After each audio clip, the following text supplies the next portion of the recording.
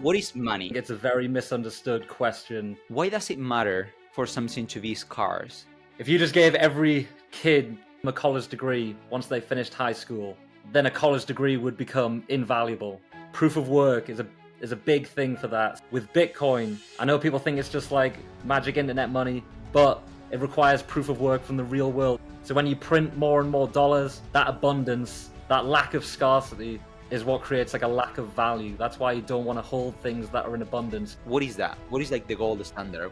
The kind of answer is in the price of gold right now. Or the gold never got more valuable to the point where it was 3,900. Our dollar has devalued in nominal terms in money. It looks like you're getting wealthier, but you're not. It's easy for people that don't understand Bitcoin to then say it's not worth anything, it's weird internet money. What is worth for me remembering? I would seriously just dive into the first question that you asked me in what is money? Perfect. We are recording. Welcome, Mari. Thank you, Stanley. Thank you for being here. Absolutely. So, Mari, I'm excited to have you here. So, today we're going to be talking about money, about Bitcoin or cryptocurrencies, a little bit about gold. And the reason I have Mari here is because we are good friends and we love to have conversations together about these type of topics, about personal finances. None of us are experts, but we just love consuming content of this nature. So, I thought it would be very interesting to get here to discuss and share this with the world. Not because we might teach you a lot of things, but hopefully our conversations first triggers you, the listener, to think a little bit further on these topics that people don't talk every day, and hopefully we can help expand your thinking. So, Mari, I want to start by a little bit talking about how money works. What makes something money? Like, how did we agree that something will be money? Like, what do you know about that? Like, very generic. I know I'm throwing you something very generic, but what is money if I ask, like, kind of like blindly?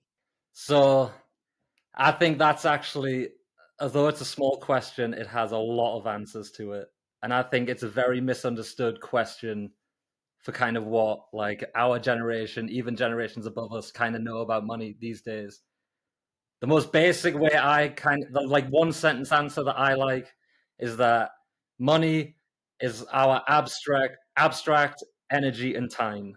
So when you get up every day and you go put all your energy and work and time into that day, what do you get from it in the end? And that is money. That is your time and energy. So that's kind of how I think of it in like a couple sentences.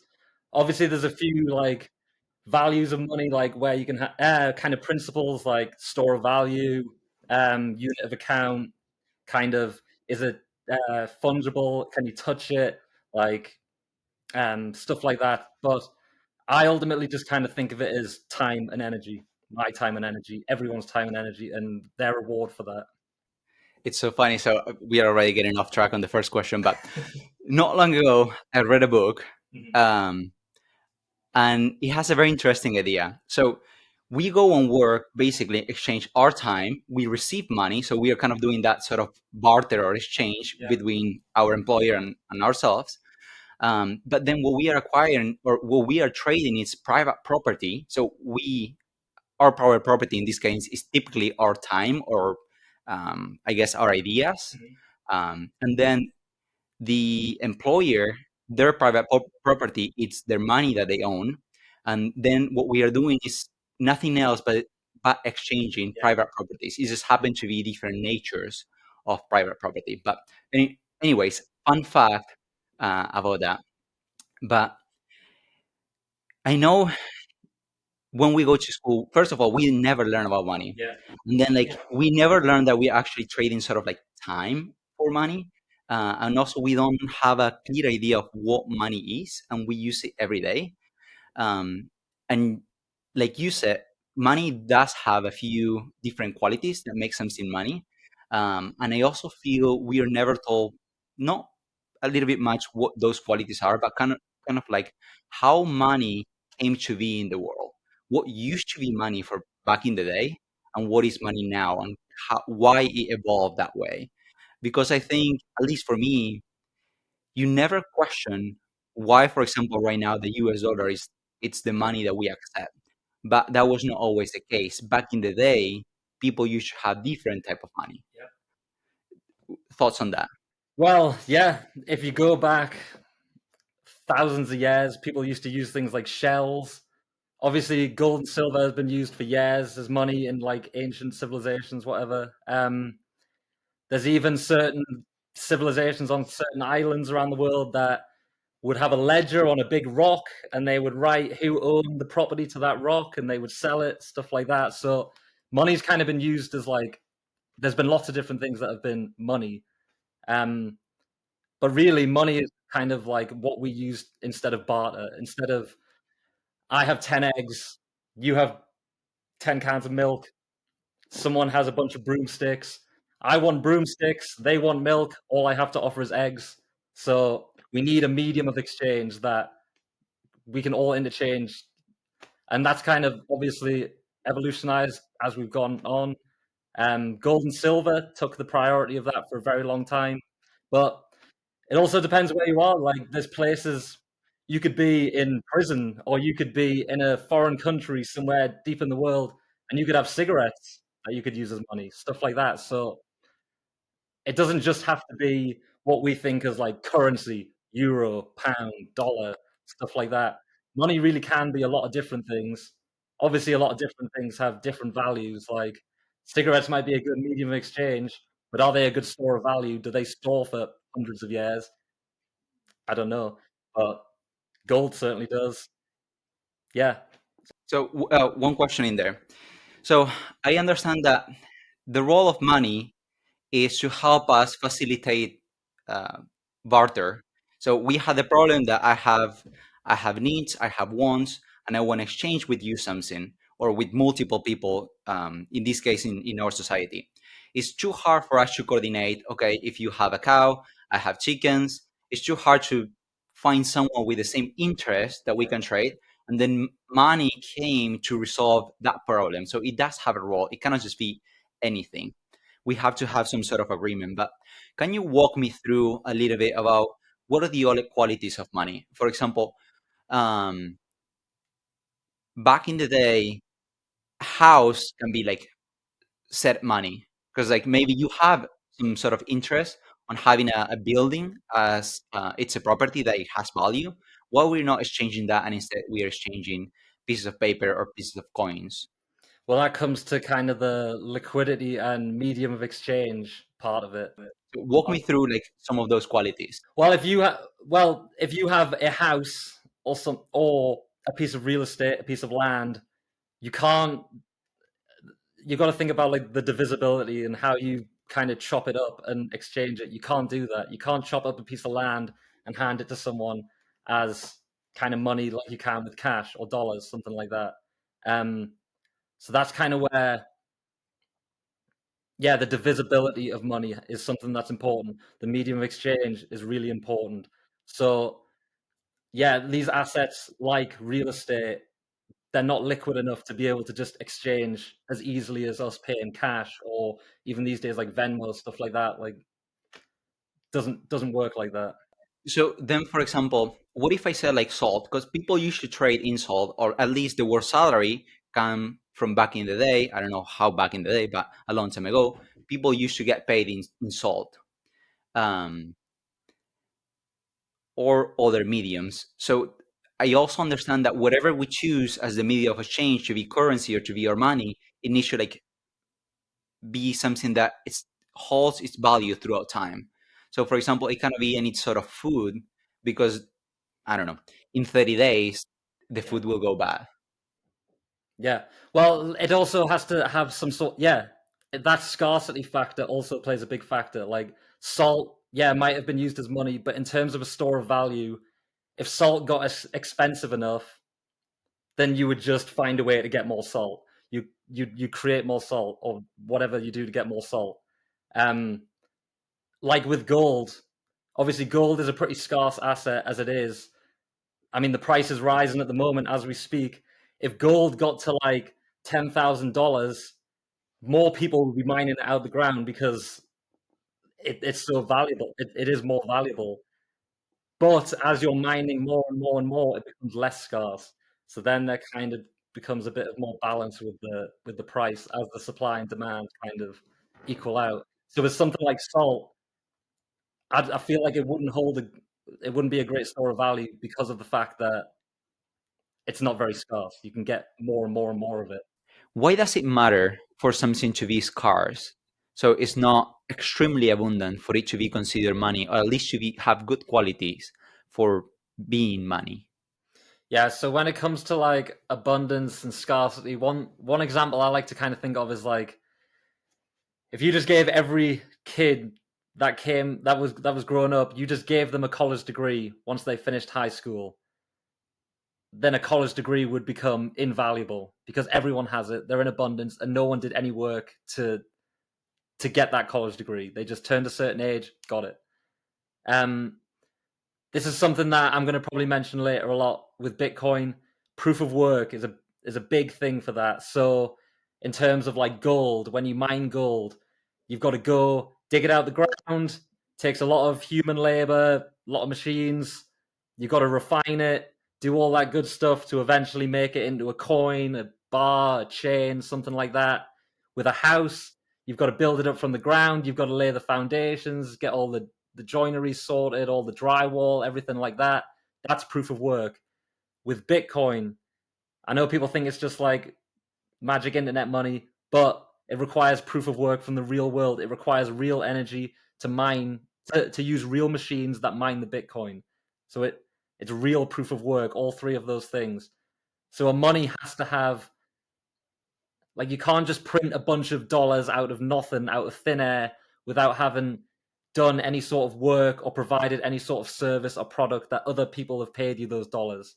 So when you print more and more dollars, that abundance, that lack of scarcity is what creates like a lack of value. That's why you don't want to hold things that are in abundance because their value goes. Yeah. Perfect. So soon I'll have you explain a little bit about all that and Mhm. how it relates to the paper money that we use.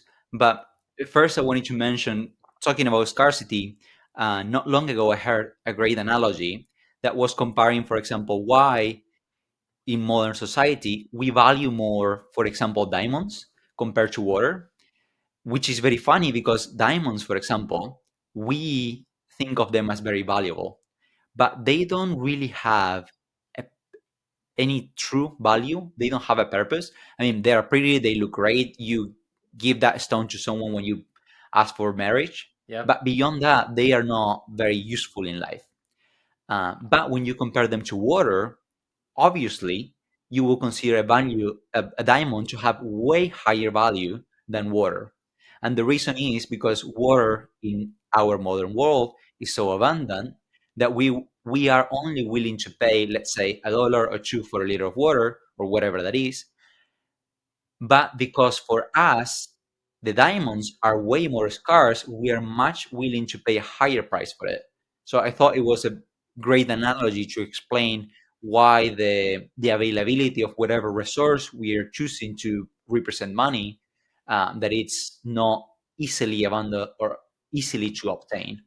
So, Mari, I'm gonna tell you my thoughts, and you tell me what you think or correct me if I'm wrong. Hmm. Okay?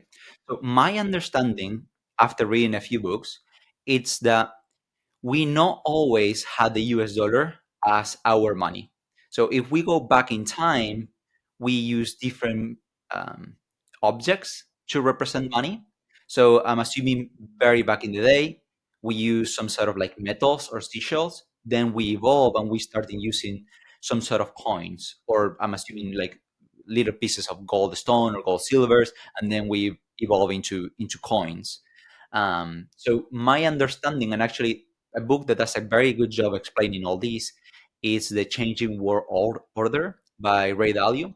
He will tell you that, for example, in some of the dynasties or like the kingdoms of the Dutch, the UK, they will have coins of copper, coins of silver, coins of gold, and they handle those metals as money.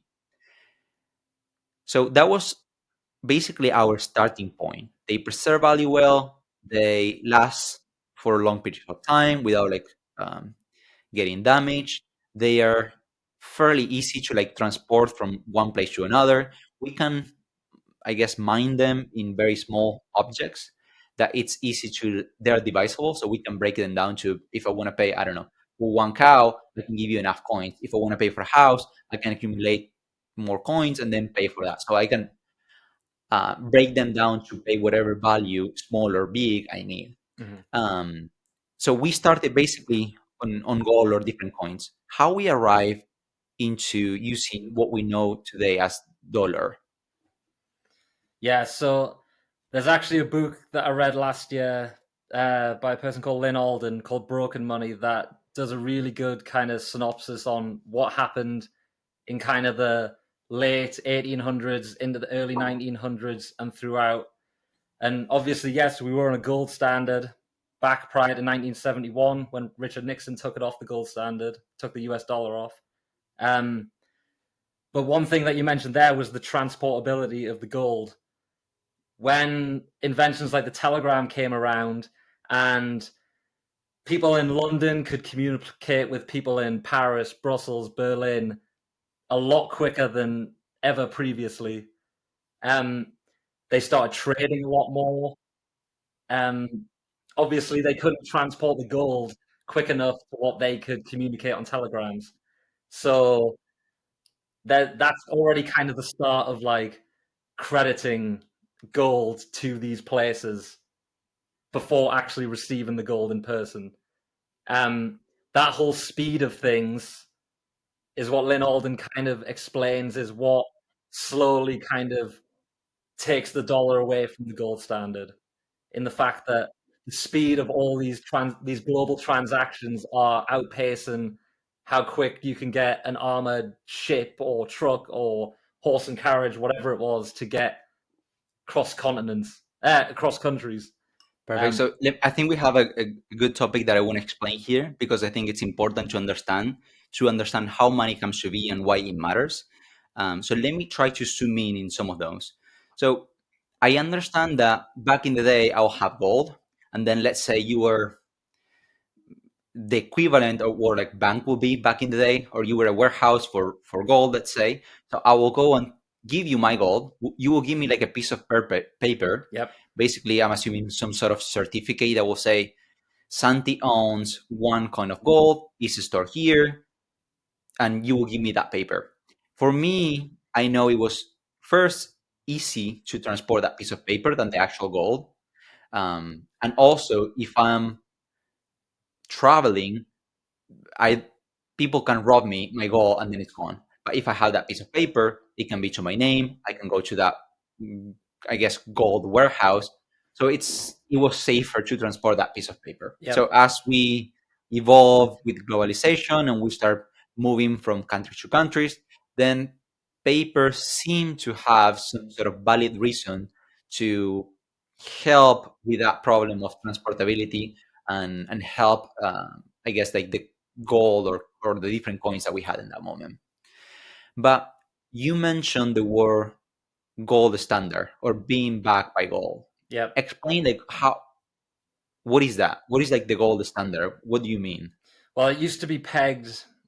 I think most recently in 1971, it was pegged at $35 for 1 ounce of gold, and Um, ever since 1971, obviously, as we speak today, the gold price is 3,900 Hmm. plus for an ounce of gold.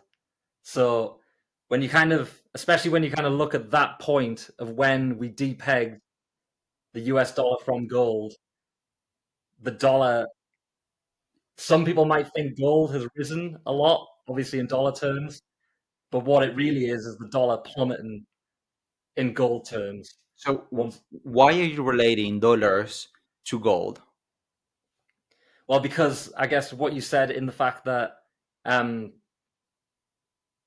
when you used to keep gold at your bank or your vault, whatever, you get all those paper claims to the gold to transfer around. That's kind of progressed.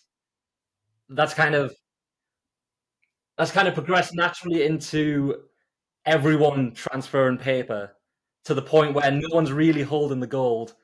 Banks have all the gold. We have all the paper. pretty similar to kind of what's happening at the moment with kind of digital currencies. Obviously, when we were kind of growing up, cash was very common. Hmm. Like everyone had cash. No one was Venmo, Zelle, anything like That didn't that. exist. Kind of slowly, as the decades have gone in our generation, like money is becoming more digital. And nowadays, it's even getting to the point. Not so much. I don't see it as much in the US as I do in Europe, where they have like stores will accept zero cash these days.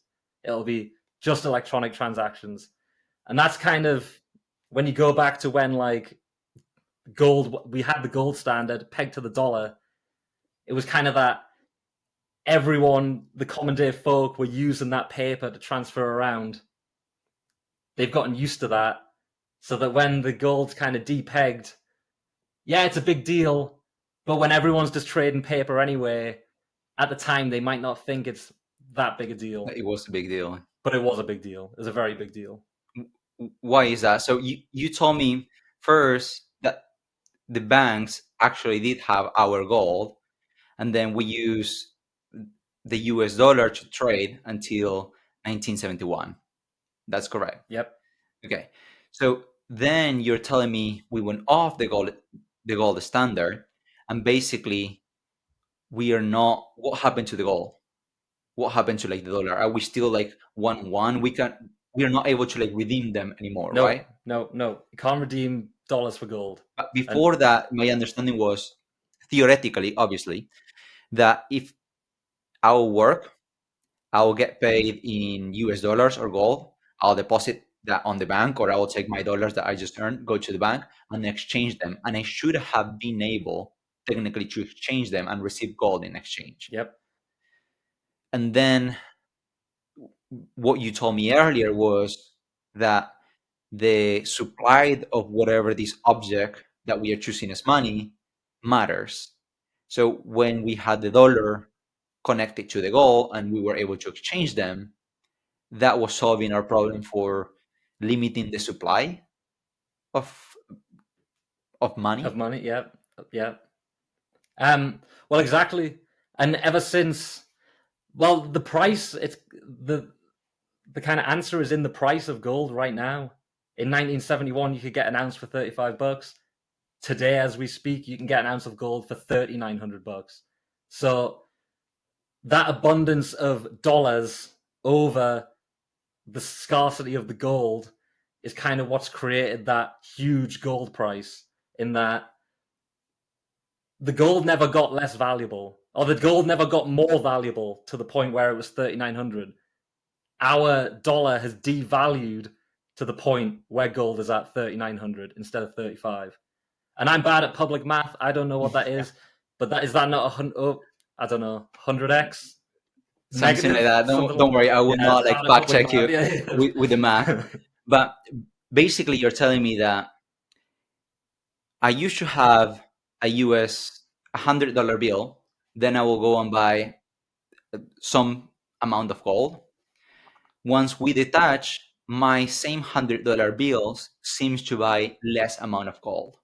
But technically, if you were to offering me gold to go and buy things, I'll buy the same amount of things with the same piece of gold. But when I try to buy them with money, I am buying less. Yep. I wanted to share with you an idea that I read in a book, but right now I cannot like remember it what it was. I'm like blinking. Well, something on that. The kind of one of the common things you hear is that back in the 1900s, an ounce of gold could buy you a nice fancy suit. Hmm. And that's still kind of the case today. An ounce of gold can still buy you a nice fancy suit.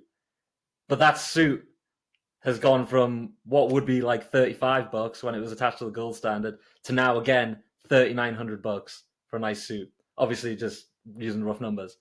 But again, what got more valuable? Did the suits get more valuable, or did the money that we're purchasing with it devalue? Oh, Like that's kind of the metaphor that I like to use with gold is the comparison to like a fancy suit then versus now. that's a good one. And I read it in a book, but I didn't. Now it seems obvious, but when I read it, to be honest, I didn't really know. But the British pound, it's called a pound because it used to represent a pound of silver. Yep. Pound Uh, sterling. Yep.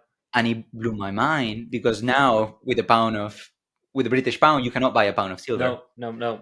No, nowhere near. And then like None. I don't remember exactly how much it was, but I think like a pound of silver was equal to 0.25 of gold, Mhm. or something like that. That was kind of like the equivalent of, hey, we have gold. That was our forever money, what we started, our like our original money, and then we kind of like transition to the paper money. And my understanding is at some point, all the countries, when they created the paper money, they have to establish what was that exchange. And the US, I think, said, I think 1 to 20, something like that, was the Yep, exchange with yep, the yep. dollar. The British pound was with the silver. And to be honest, I don't remember the other currencies, what they were. But I thought it was very interesting that all of them originally were to be equivalent to pieces of metal. So I'm assuming back in the day, all the prices will be in gold, in silver, which I think even today, I know this will be crazy in our society today, but if we go back and start putting prices of things in gold, then we will be speaking a lot more plainly and it will make a lot more sense because now the price will always be stable and will not fluctuate. Instead of now, what we're seeing is the US, the dollar price of things seems to change, but in reality, it's not changing. We just happen to not speak in gold terms, and then the value of the dollar is changing in comparison to the gold. Yep, That's why it changes. yep. So It this blew is my yeah. mind. So this is one thing that kind of clicked for me when someone explained it to me is the fact that what are you pricing things in? Like, are you if you're pricing things in dollars, which we all do, especially we live in the US, everything's in dollars. It's like all of our bills are in dollars, groceries, etc., all clothes, everything. But when you actually think of it in like gold terms, or something I think about, there's a very common meme in like the Bitcoin community where it's like you look at the median house cost in like 2013, and it used to cost like 650 Bitcoin to buy a house in 2015. In 2020, suddenly it's 9 Bitcoin to buy a house, the same house. In 2025, it's now like 4.5 Bitcoin or something like that. So not only the house in dollar terms is getting more expensive, the median house prices are getting more expensive, but in Bitcoin, it's going down. Your The houses are deflating against your Bitcoin. Similar with gold. I don't know. Those were rough numbers before. Same with gold. I'm sure the amount of ounces it took to buy a house in 2010 compared to the amount of ounces to buy it now is way less ounces in gold to buy a house, to buy a more expensive house. So again, it's like, what are you pricing things in? Are you pricing things in dollars? Or are you pricing things in gold or Bitcoin, or even comparing it against things like the S&P 500? Like, if you look at the S&P 500 in dollar terms, up to the right, and nominally it looks like you're getting more wealthy. But when you actually put the S&P 500 against gold, it's a lot more flat than you think. Um, so in nominal terms in money, you're getting it looks like you're getting wealthier, but you're not, because that money can't buy you as many goods and services as it could 10 years ago, 20 years ago, back in 1971 when it was on the gold standard, etc. So like, when you depends what your measuring stick is. To If it's dollars, inflation's going to keep happening. If it's Bitcoin and gold, it's good, things are going to be deflationary. That's very interesting. So let me do a quick recap just so I can like summarize what we were talking about, and then we will continue the conversation. Yep. So far, my understanding is that we used to have gold, silver, copper, different pieces of metals to represent money. Back then, that's the original what we started as money. At some point, we created paper money to help facilitate the transportation, the divisibility of it, and we started using gold or silver and paper dollars. But we were able to exchange them with no problem. So if I go to the bank and I ask for dollars, I'll get them. If I ask for gold, I will get them. And then the banks, they just happen to help us store that gold safely, as a massive favor.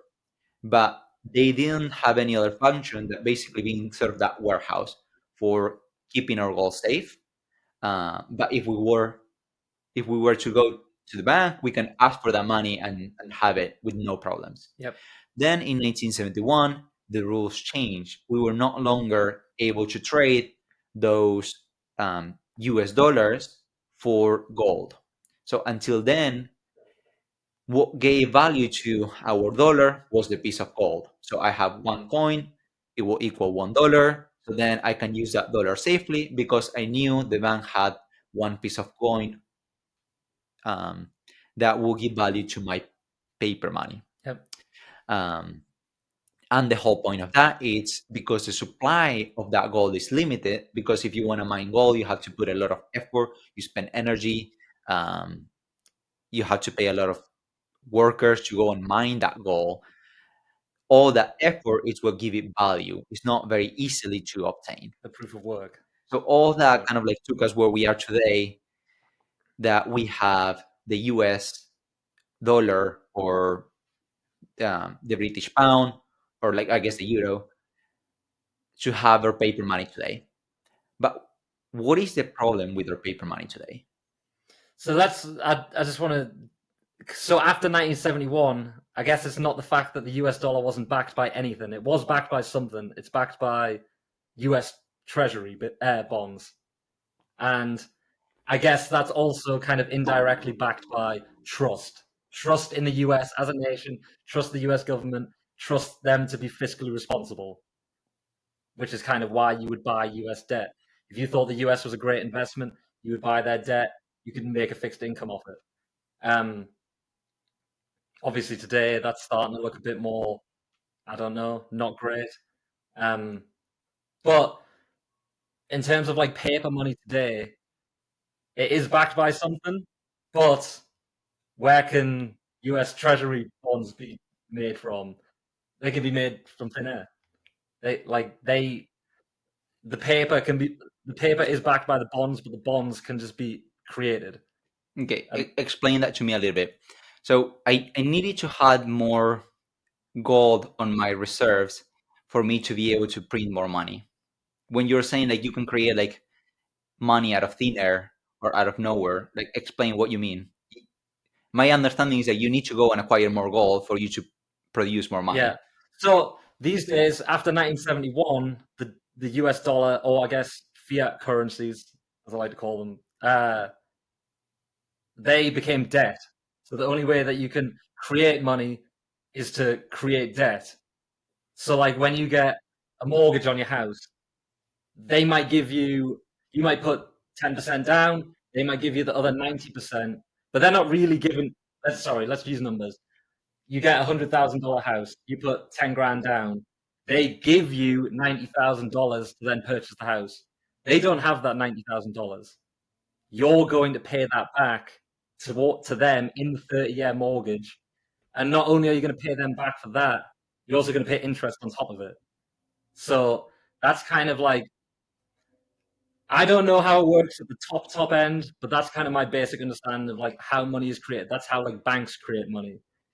When it comes to the central bank, I know people just kind of throw out the term they print money, they print money.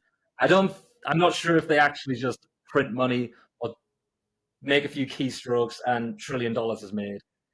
I think it's more complicated as to where they have to interact with the treasury, then create bonds, debt, and then they have to sell that debt to other nations, to different entities like hedge funds and stuff. Things like stablecoin issuers, like I know we're going to talk about, like Tether. I'm sure they're like a top 10 holder of US bonds at the minute. But yes, although it is backed by US dollar is backed by US bonds are only backed by the trust of what other people trust the US Treasury and the US government, which at the minute is waning a lot. Yeah.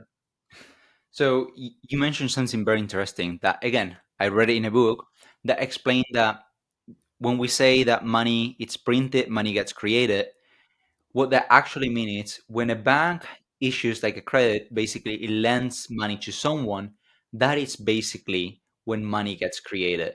Because it's money that they don't have, they just like issue to you. Yep. Which it blew my mind that I didn't know. When, to be honest, first of all, I didn't understand the term when people say they're just creating money. So that was a little bit blurry. Yeah. Then I was able to comprehend a little bit more when they say they printed money, because like, okay, they have a printer, I know they need to print the paper bills, but today, to be honest, I barely carry cash on my wallet, Same. and I think it's gonna be a matter of time until like cash is gone. Hmm. So the term printing money will be pretty much outdated. So in another book that I like, The Big Print by Lawrence Lepard, he always refers to it as keystrokes. He doesn't say it like printing money. He's like keystrokes on a keyboard, and then suddenly, bang, $1 trillion, whatever it is. So Hmm. yeah, it's not even like the fact of we've all seen them videos of like the money printer and it's cutting up money, stuff like that into different bills. I don't even think it's that anymore because even that includes a little bit of proof of work. In they need money, they need the print, they need the paper, they need the printers, etc. Nowadays, I think they can just do everything electronically, which is, I guess, even more scary. That's very interesting. I mean, the only thing we have is like bank accounts. Then we open the app in a phone, and then I see the number, but I don't know if does that money really physically exist. Do they have any physically to tell me like, okay, this money is somewhere in a vault out there? I mean, it's not. It's all No. digital. It's Yeah. like, and also I found very interesting when I heard that out of the whole money supply, the majority of it it's actually credit and not actual money savings. Well, I guess our savings are being credited to someone else, but it blew my mind. I just didn't know. Yeah, I know it, but this. So this is kind of something that brought me. This is why I liked gold and Bitcoin basically over the dollar when I started kind of diving into all this because I feel like I've probably put the same amount of time into understanding Bitcoin as I have to understanding how the monetary system works.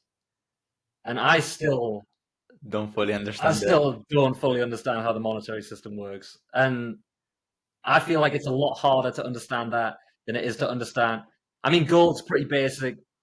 Like, it's very easy to explain. You could explain gold to a child better than you could Bitcoin and dollars for sure. But even Bitcoin, which people think is really complicated, I think it's a lot easier to understand than the US dollar, or even just any. I mean, the euro, pound, like any central bank working with the treasuries. That I just think Bitcoin's easier to understand. Perfect. And we will go into Bitcoin in just 1 second, but let me share with you something that I read that I thought it was very interesting. Mhm. So it was a book about how basically how banking works. And they use an example that I thought it was very easy to understand. So they told me that basically a bank has two functions. They are banking kind of like as a warehouse, and then they are banking as lending. So those are kind of the two roles of, let me use the word like a financial institution. Yep. In today's world, the modern world, we use banking warehouse and banking lending. But back in the day, they used to be two different things, two functions done by completely different entities. Today, they happen to be the same entity, and that Mm. becomes an issue because when you are the person that stores the money of someone else, but then you also lend money to other people, the lines become very blurry about go and deposit my money to you and you Hmm. are the bank, but then you are borrowing, sorry, you are lending money to someone else. Yep. So I have no guarantee that my money is with you if you are lending to someone else. In theory, if I give you my money and you as a warehouse, your commitment to me is I will safeguard your money. It will be here whenever you want to come back and ask for it, and I will Hmm. give you the full amount because that's basically what my check-ins or saving is. I go to the bank, I deposit my money, and then whenever I want to ask for it, I can get it partially or I can get it in full. It's my money. I'm like the owner of that money.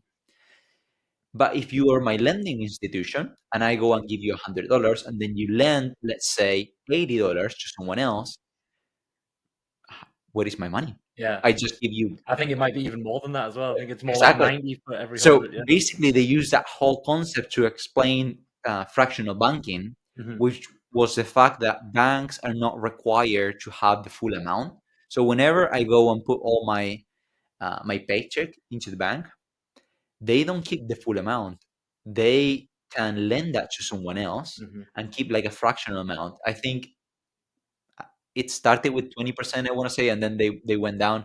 I do not know what it's the actual percentage, but the theory says that if I deposit, let's say, $100, and the rule for all the bankings, let's say, for example, they said the fractional banking is 20%.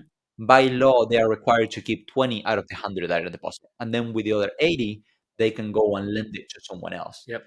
hoping that other person will pay them back. If for whatever reason they don't, then we have a problem. Obviously, they try to be smart. They charge very high interest, so they get paid more until a point they can hope that you don't ask for the full money, and then everything is fine. Yep. But that's how I learned fractional banking. Yep.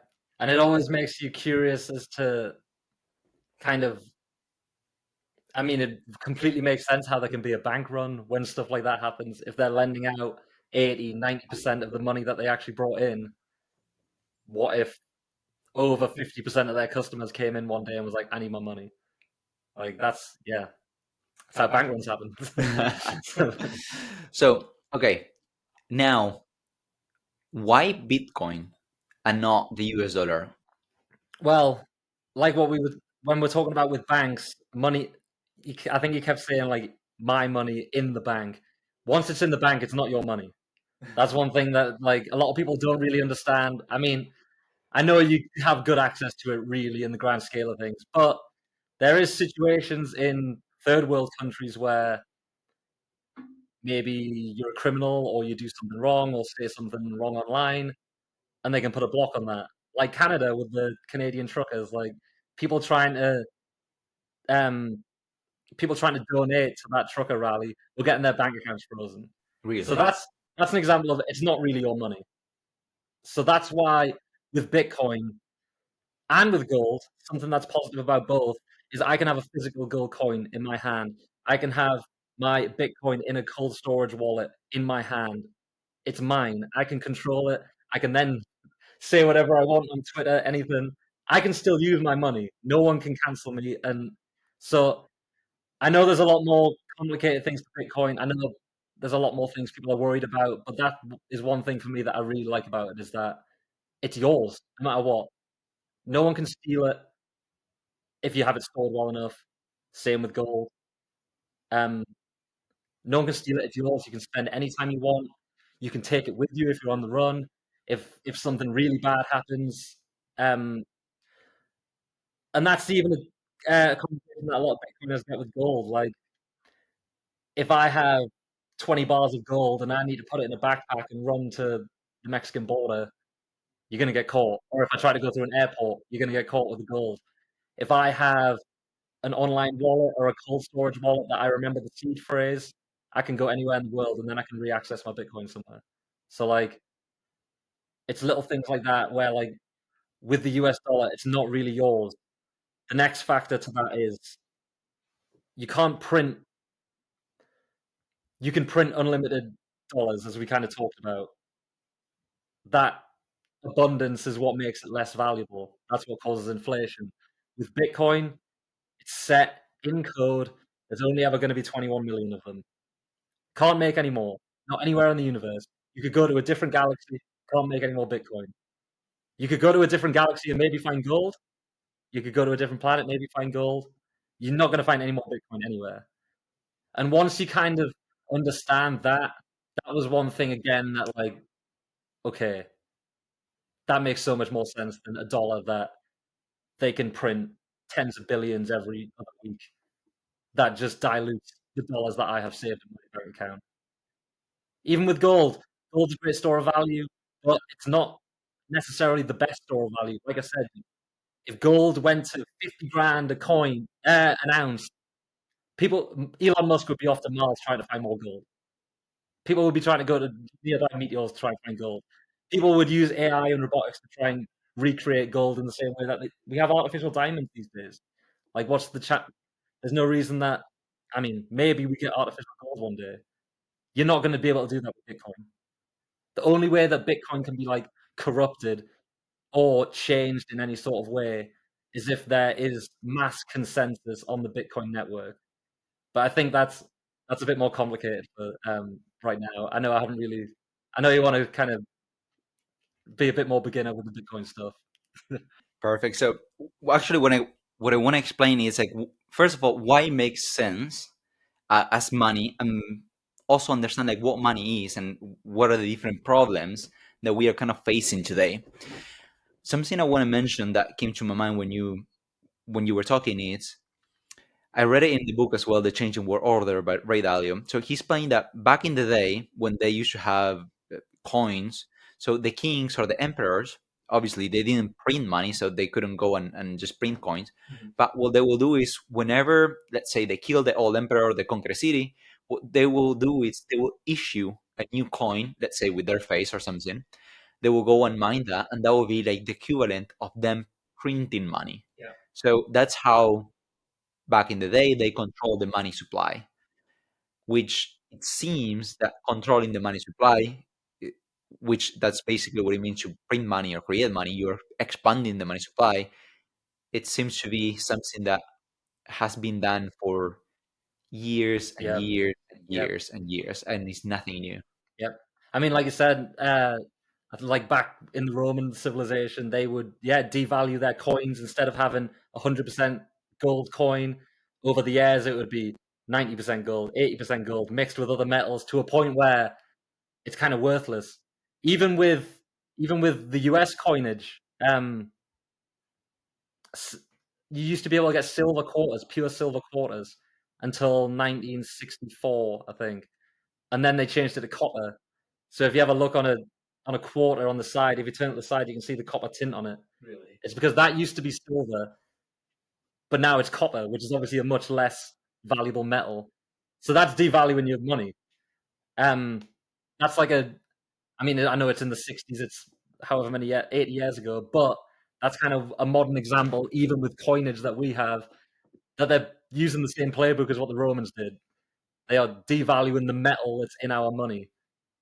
And then I think even nowadays you hear, I know it's one of them silly political things, but you hear even like Trump talking about how the penny, it costs more to produce the copper pennies than all the pennies are worth.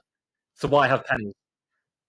And it's kind of getting to that point. We devalued the metal in our monies, and now our money is worth so little that the little copper pennies are worth more than worth more than the penny itself. That happened to Yeah, Argentina. yeah. So Argentina, they had a lot of inflation, and they used to have like coins like normal countries will do with normal currencies. But the Argentina peso, we they used to have 25 cent, 10 cent, 5 cents, 10 cents, 25 cents, 1 peso. Mhm. But then as inflation started getting higher and higher, our money was valueless. That the actual material Yeah. of the coin, it's more valuable than the actual value that it's printed or That is supposed to stamped be on that. worth. Yeah, Yeah. yeah, yeah. No, So it's really you it's get a rid of very the coins interesting. because it's pointless. Yeah, yeah, yeah, Might as well just like melt them and like put them, I don't know, in some sort of like, I guess, silver or copper. You can use them for like electronics or things like that, yeah. but put them to use. And I don't know if you know, but on the coins, do you know how it has like the ridges on the side? Uh huh. Do you know why that is? No. It's because so people can't clip metal off the coins. I think that's an old. I don't know. Are they obviously the metal isn't worth as much these days, but back in the Roman times when they would have pure gold coins, they would clip bits of gold off, save it, melt it down, and make it into a gold piece, and then it would still look like a same gold coin. And that's kind of another trick that's gone on for a long time that like I think more common people have done is clip coins and yeah, kind of devalue them that way. That's so interesting. So, Manny, let's go into a little bit about now the Bitcoin world. We have Bitcoin, that it's the main cryptocurrency that came out a few years ago, but it's not the only one. No. Walk me through Bitcoin, the other cryptocurrencies that exist. What is the difference between them? Like, give me that kind of like intro explanation so I can understand like a little bit the world of Bitcoin. Yeah. So Bitcoin was. It's been a long. It's been around a while now. It came out of the 2008 financial crisis, and after that, that is when in like 2009, 2010, that is kind of when Bitcoin was introduced. And at first, you couldn't even buy it. The only way you could get it was like mining it. Um, until like the early 2010s when exchanges started and you could finally start to buy some. But it started as like a big kind of cypherpunk, like coder, kind of very smart computer people, like trying to create their own. Basically, they saw what happened in 2008. They saw this huge crash, and all these big banks get bailed out. That caused the crash. Um, and I mean, it's not fully known that that is the reason why Bitcoin came across, but that's what it came out of. So, I mean, what's that? It's like 15, 16 years old now. Although people still think of it as like a newer technology, a newer asset, it has weathered that 16 years. And another thing about Bitcoin is it doesn't just trade normal trade now at like 9:30 to 4:30 Eastern time. Like it is 24/7. And I think there's again, I'm not perfect with the stats, but I'm pretty sure that Bitcoin's been trading as long as like the S&P 500 back to like the 70s. So it's actually been trading. It's actually been live trading for a very long time in terms of like the hours. Compare, yeah, because the is 24/7 instead of like whatever it is, 8 hours a day, 5 days a week. Um, but Bitcoin was the first until kind of what is it like 2015, 2016, 2017, which was actually like a bull market in Bitcoin. That's when other cryptocurrencies came along. Like there was things like Litecoin, Ethereum started kind of around then. Things like Dogecoin. Um, I have all so when I first became aware of everything was in 2021. Um, obviously it was like COVID. Everyone was getting the stimulus checks. We weren't really allowed to do much. We were all sitting at home thinking what we could do to make money. Um, 2021 was a big Bitcoin bull run. So I was one of those people that I didn't know anything about the technology. I didn't know anything about Bitcoin. I didn't know anything about cryptocurrencies. I saw the number going up. My brother texted me, my friends were texting me like, "Oh, let's get involved, let's get involved." I was like, "Yeah, of course, let's get involved." So I just completely like I was a complete degenerate just getting involved. I was buying Bitcoin, I was buying Ethereum, Solana, Dogecoin, like I was just buying them all, just kind of learning about it. Um, I lost money in I ended up losing a good amount of money in like everything else except Bitcoin because I didn't sell my Bitcoin. As I was owning all these assets, I was trying to learn more and more about them. I bought them before I learned anything about them.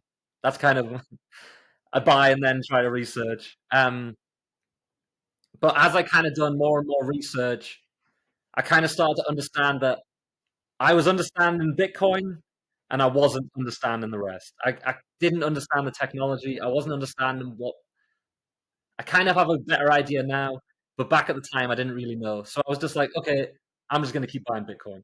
I'm just gonna I'm just gonna buy tiny bits with the tiny amount of money that I have and just see what happens. Um, and I'm very glad I did that. Um, but as I've kind of gone on, whenever I listen to podcasts, read books, etc., you still hear about Ethereum, Solana, all these altcoins.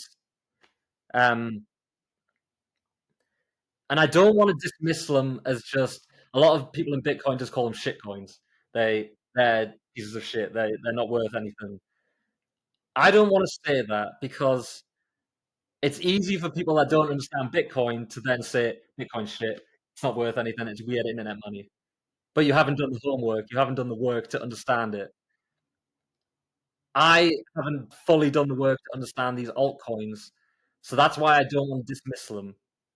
Although I do think that some of them will succeed in the future. I don't know which ones. I don't know anything like that. But a big pivotal point was in 2003 when BlackRock started to become involved. And they, in June or July 2023, they filed for their Bitcoin ETF, um, which at the time the Democrats were they were very anti-Bitcoin. They were going after a lot of Bitcoin companies, trying to debank a lot of like crypto people, crypto companies, etc., etc. So it was kind of a big surprise, although it shouldn't be a surprise with BlackRock.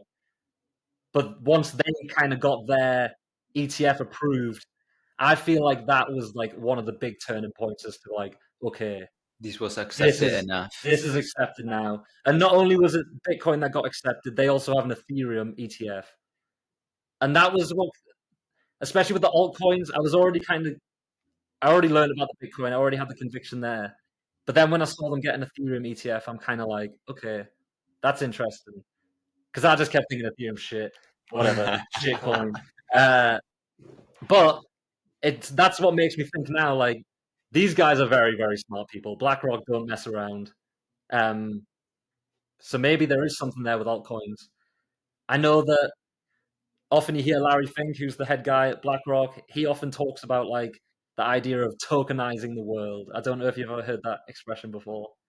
Tokenizing, yes, Yeah. but not tokenizing the world. Although So, I can imagine. so there's kind of a thing to where like trying to so things like watches, things like fine wines, things like art, like attaching like an NFT to them and then being able to trade on a blockchain, like Ethereum, like Solana, stuff like that. Um, that's kind of something that Larry Fink's kind of mentioned in the past. There's a few kind of big institutional people have mentioned that. So that's why I don't want to write off altcoins altogether, because I do think there's probably tech there that I don't understand, that way smarter people than me understand. Um, and I think if Larry Fink's going for it, then there's probably something there. I mean, he's probably smarter than us. Yeah, So, yeah, yeah, exactly. Yeah. but Mari, so my understanding is Bitcoin, it's decentralized, and that is very good because we know that the limit that was set, that I think you said 21 Yeah, million, 20 million. that was the limit of all the Bitcoins that will ever exist in this world. Mhm. And the fact that it's decentralized is that no one can make the decision to change that rule. So the whole network is a consensus, so it's very hard to change that 50% or to obtain that 50% to make Yep, a change in the rules of Bitcoin. yep. However, with altcoins, they might be centralized. And when you are centralized, that means a small group of people can take decisions and then the rules change. Mhm. Therefore, the supply of that currency or that Yep. crypto coin can change. We, when we talk about the US dollar and gold, we spoke about the supply being limited was a very important factor. That's why gold was in our interest as sound money. Yep. And then we then saw the US dollar as the best medium of money because it was easily um, printed or created Mhm. by, in this case, the US government. Yeah. So So yeah, bringing it back to sound money. Yeah, sorry, bringing it back to sound money. I don't think altcoins are going to take that place. Like Bitcoin is the cryptocurrency that is money. That's people say like Bitcoin has no utility. Its utility is money. The rest of them are more like networks. okay. Um, that's why I kind of when I say I th- I think they might succeed in some sort of way. I don't think they're going to succeed as money. I think they'll succeed in some other avenue like tokenization or something like that. But compared to Bitcoin, no, because yes, they're not although Ethereum and Solana stuff like that are supposed to be decentralized, they only have like I'm sure Solana only has like a handful of nodes. Um, so if you only have a handful, it's easy to control those nodes. So it's not really that decentralized.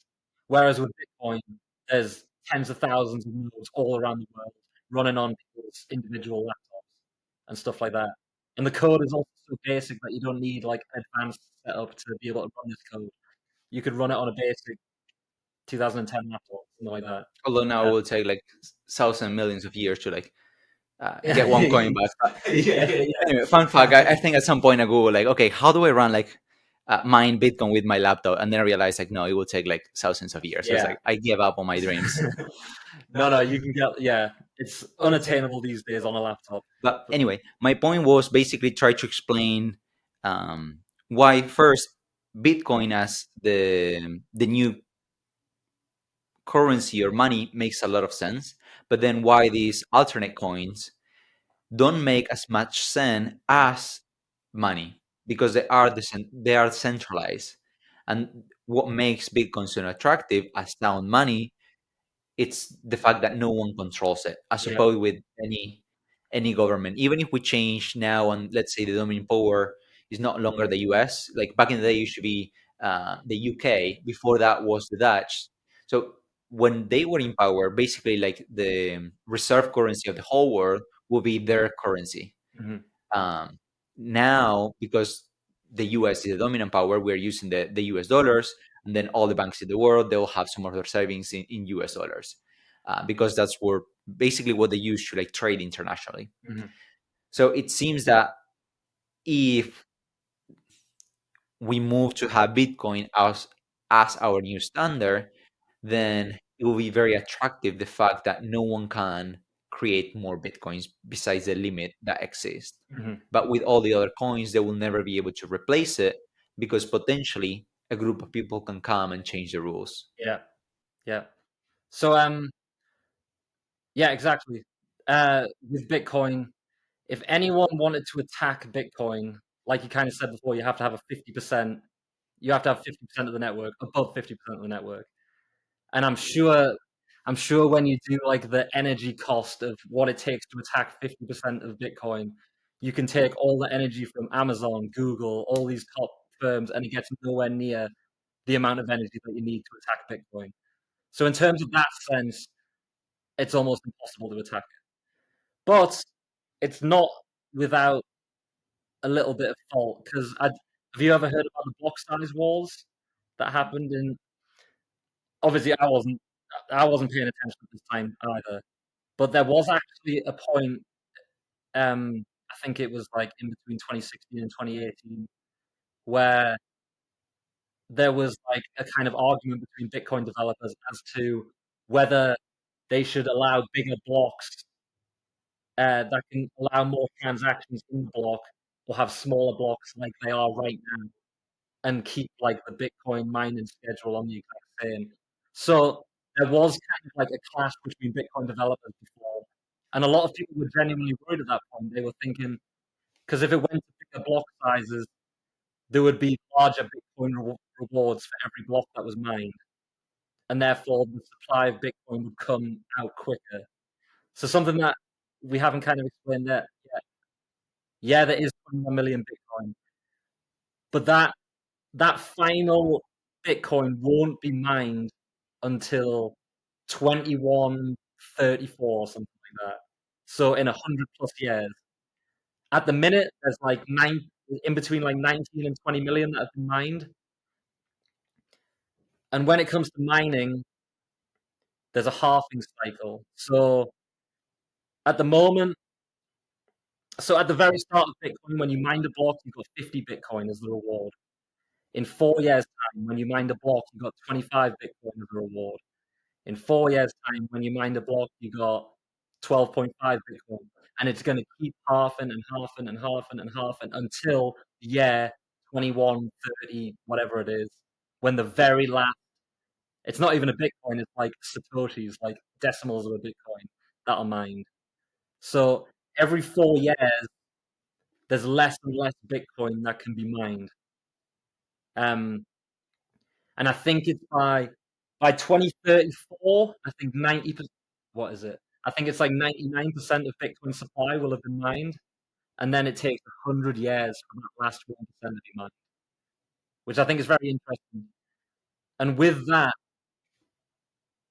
you can actually see with Bitcoin, you can see its entire monetary policy for 100 plus years. Like, we don't even know what the Federal Reserve is going to do next week or whenever they meet next in November or whatever. Like, no one knows what Jerome Powell is going to do every other month. There's prediction markets betting on it constantly. But with Bitcoin, you know exactly what's going to happen. At the minute, there's 3.125 Bitcoin mined every block. When the next half comes by, it'll be 1 point, can't do public math. You know what I mean? Um, so the Bitcoin is getting scarcer and scarcer as time goes on. But not only that, you can see the entire Bitcoin monetary policy. Like, you can see it all right now. And unless there's a big attack, I don't even know what the big threat at the minute a lot of people talk about is like quantum computing. Like, that's something that could maybe cause problems. But other than that, I can't really see the monetary policy of Bitcoin changing with kind of what's going on today. Not saying that it's impossible, but um, quantum computing is definitely something that's scary because obviously with mass computing power, that is how you kind of can attack the network. Um, one thing that I don't want to get too advanced yet, actually, with the quantum computing, but that is definitely there's definitely a threat for the future. Um, something that can be solved. There's developers that are currently working on trying to help Bitcoin be uh, resistant to it or kind of help it adapt to it. Um, I don't think it's the Bitcoin network itself that's going to suffer from quantum computing more than it is actual like cold storage wallets, which is something we're going to kind of talk about because I know you want to talk about cold Yeah, storage I wallets. should just explain Yeah, that in 1 second. But taking kind of like all the complexity aside from the whole Bitcoin and cryptocurrency world, to me, it seems that everything comes down to the fact that one, we cannot produce more Bitcoin. Two, we cannot change the rules so people can go and create more Bitcoins hmm once they finish mining everything that exists. So, on which it doesn't seem like rocket science, but those principles are the principles that we need for sound money, which like the whole argument. And by the way, so all a, a fantastic book that I recommend everyone read, and actually Mari gave me this book to understand Bitcoin. It's the Bitcoin Standard. And a very fun fact is that it doesn't mention Bitcoin until like I think the very last chapter or something yeah, like that. And the whole, let's say 90% of that book, it just explains how money works, which I think that's the actual value of the book.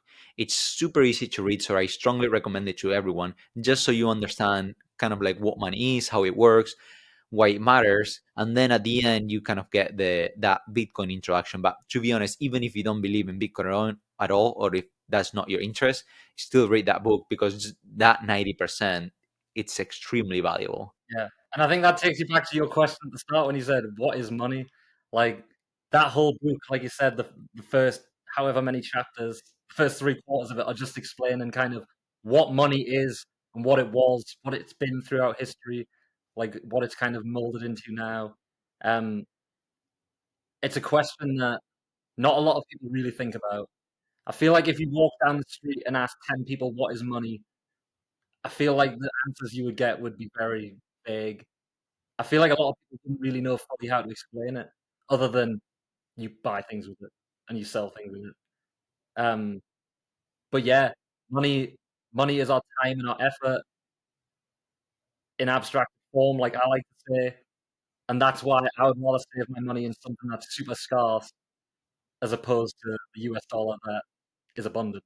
So I heard the word today or yesterday, one of these days, that said basically you earn your money twice. First, you earn it when you first work for it, or like you get paid initially, and then you earn it when you are trying to beat inflation for a second time, basically. Mhm. Because our money, if you're holding like US dollar in your bank, it's losing value So you have to earn your money twice, uh, which we do spend a massive amount of our day working, not because we love to work. You might happen to align with what you do at work and be somewhat happy. But the reason why we work is to acquire money because we can go and use it to buy things that help us improve our quality of life. Um, but basically, we are seeking money, so it's something that does matter, and therefore we should probably learn what it is and how it works, because we spend most of our days doing things with it. Yeah. But so, Mari, I want you to explain me. I understand Bitcoin makes sense. I understand maybe it's on my base interest to not pay attention, too much attention to all the alternate coins because they may be centralized and then they can increase the supply, and that's not what we are after. Um, for example, I go and buy, or you can go and buy Bitcoin in kind of like the popular exchange, Coinbase, um, Binance, or whatever they are. Explain to me, if I buy and I keep it on the exchange, and then what is like the call wallet? So the common phrase for when you have when you keep your like crypto in an exchange is not your keys, not your coin. And it's kind of similar to having money in a bank. It's not really your money. When you have money on Coinbase, I mean, when you have crypto on Coinbase, it's not really your crypto yet. Um, so that's why you've got to get your own wallet. And you don't have to get like a super complex cold wallet to start. There's plenty of online wallets. Like Coinbase have their own. Obviously, they have the exchange wallet that you use, but they also have their private wallet that'll provide you with a seed phrase, which is like 12 random words or 24 random words that you've got to jot down offline. That's important so that no one else can steal it. Um, and basically, you'll have access to those 12 words. No one else will. So you're the only one that can access that wallet. Okay, let's go slower. Sorry. So no, you're good. I go into, you convince me. I think now Bitcoin might be good for storing value throughout time. So I decide to put a tiny portion of my money into Bitcoin as a savings for the long term. Mhm. I don't know, we haven't made this clarification, but it's probably not a good idea to consider Bitcoin as sort of like an investment vehicle. It's probably more like, okay, this is supposed to be money, so therefore um, consider it as that, as money. Mhm. Although right now the price might fluctuate a lot, so it seems that like, okay, this is my investment, and then like in a week some people might expect to have a profit. But the whole theory, if you believe in it, is that you will consider it as money. So just like gold, you don't buy gold and then expect next week to like double its Yeah. price. You sort of hold it to preserve the value throughout time. Mhm. um, Same approach with Bitcoin. You convince me. I go into Coinbase. um, I buy Bitcoin, and then what happened? Where that Bitcoin goes. So when you buy it, it goes into your exchange wallet. So you have a wallet on the exchange, but that's not the exchange also has access to that wallet. You do, you can exchange the Bitcoin that's in that wallet, but Coinbase or Gemini or whoever could also access it if they wanted to. Okay. So that's why I'm talking about another wallet. You need to get a separate wallet with a separate seed phrase that only you have, so that only you can access. And like I said, it doesn't have to be a physical device. There's plenty of like online wallets that you can get that you get your own seed phrase, and then you'll open that wallet. That's yours, and then you can just simply exchange the wallet from the Coinbase exchange wallet to your personal wallet. And then once it's in your personal wallet, as long as only you have that seed phrase, no one else can get into it. Well, I'm not going to say nobody. Obviously, there's like very clever hackers out there who might be able to get it. That's an online wallet. So that's where a cold wallet is fully offline. None of the passwords touch an online service or anything like that. So everything's fully offline, unhackable. So that's kind of the difference between an exchange wallet, kind of an online hot wallet, if you want to call it that, and then a cold wallet device. So basically, different levels of security Yeah, for me to store the Bitcoin that I just bought. yeah, So I go and buy Bitcoin. If I put it on the online wallet, I still access it on my computer, but I don't have anything physical. So my password, I'm assuming I have it saved on my computer, and then I access through it. So I'm assuming I transfer the money from my exchange, whatever that yeah, exchange is, into my different platform. I'm assuming it's a website, nonetheless. That they will store my Bitcoin for a longer period of time. So basically, kind of like a checkings in my bank and then a savings in my bank, yeah, and I kind of like do that yeah, transfer where it's yeah. supposed to. I guess your savings account in a bank, it's supposed to be safer because they expect less transactions and probably Mhm. they keep more security. I'm assuming. But it can. That's a good way of putting it. I know it's not exactly like a bank, and because again, savings in a bank still technically isn't your savings. It's the bank savings. But it's the same kind of thing. Like the the exchange wallet could be like your checking account. Your your like personal seed phrased wallet is your like savings account. Yeah, that's a good way of putting it. And then if I get a cold wallet, you said that I go and buy a physical device. I understand it's like a flash drive, hard drive looking thing. So I take from my exchange, I'm assuming I plug that in my computer and then like download it. You don't even have to plug it into your computer. They'll each of them kind of link up. Each of them kind of have their own. So, like, if you have like a Ledger, Ledger's like a big cold storage thing. They have the Ledger Live app that you have on your laptop.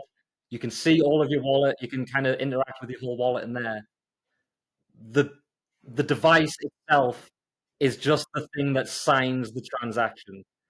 So when you want to approve a transaction, you can mess around with you can look at your wallet, you can look at your performance, everything on the Ledger Live app.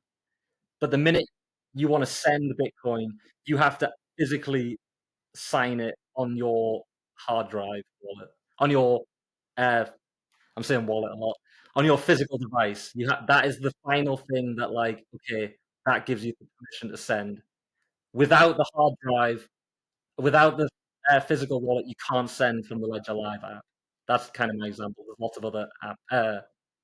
lots of other devices and apps you can use, but So it's almost like having like a vault in my house, like a safe box or whatever you call it, um, that no one can touch it except me. Correct? mhm, Okay, that's interesting. So I can have my if I cryptocurrency, I put it in exchange, and then I need to differentiate that I will have a the exchange wallet, and then I'll have my call wallet that it can be something online or it can be offline, like a physical mhm, device.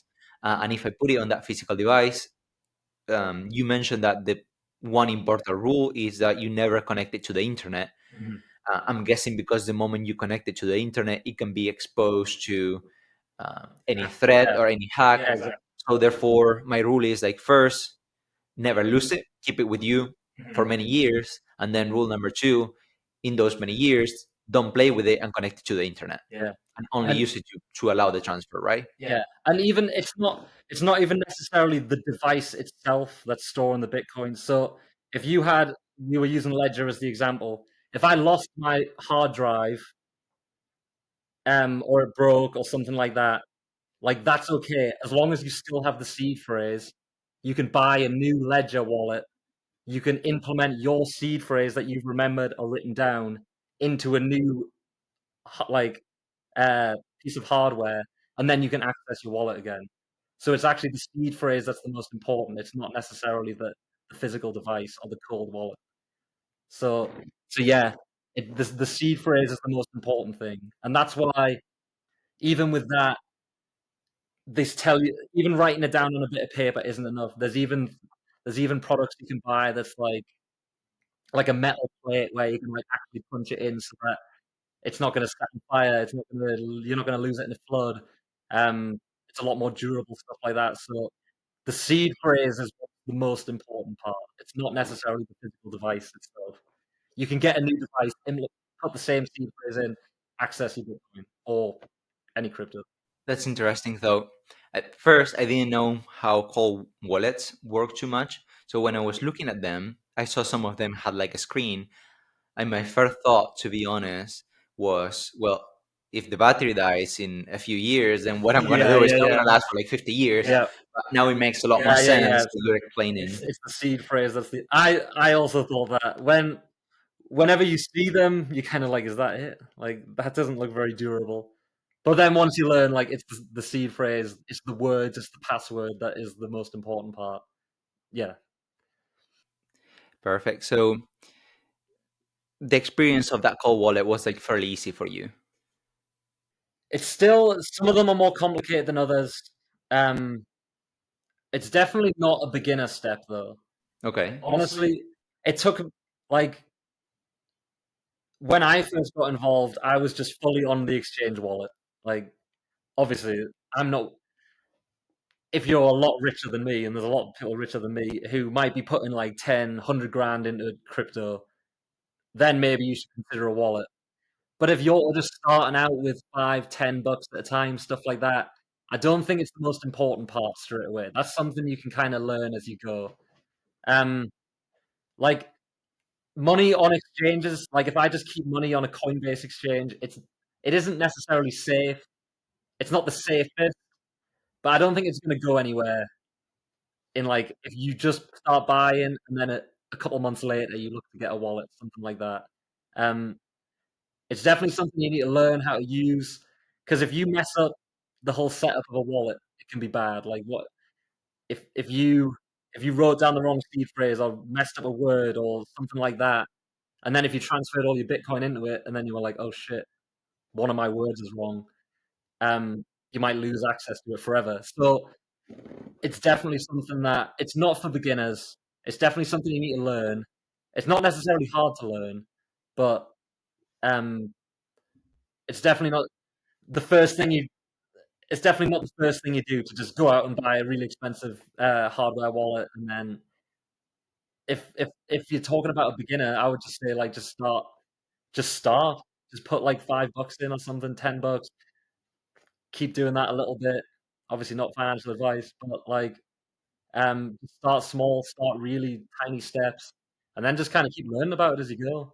And then once you learn, like I said, the amount of time I've put in to learn about Bitcoin against the amount of time I've tried to learn about how money works, it's so once I learned how the Bitcoin thing worked, I was like, this is just so much easier. That makes sense for Bitcoin. What I want to understand is I'm a 20-year-old. Hmm. I'm working, getting my paycheck, saving some money. I hear that I should be investing. You have like when you start working, you have like retirement accounts like 401k, Roth IRA. They're supposed to be long term, kind of like investing. They use like index funds. Then the other advice you sort of hear is to also build your wealth throughout time. You kind of invest on index funds, perhaps on your own. Hmm. But now we are putting Bitcoin into this mix of things. Yep. So for the average person, for the normal individual like us, how should we integrate Bitcoin into our life? What should we do? Should we save? Should we also buy Bitcoin? Should we also invest like on retirements and all the stuff? Like, what's your opinion in that? So I guess it's kind of like what I've been saying. You don't have to put huge lump sums in to start.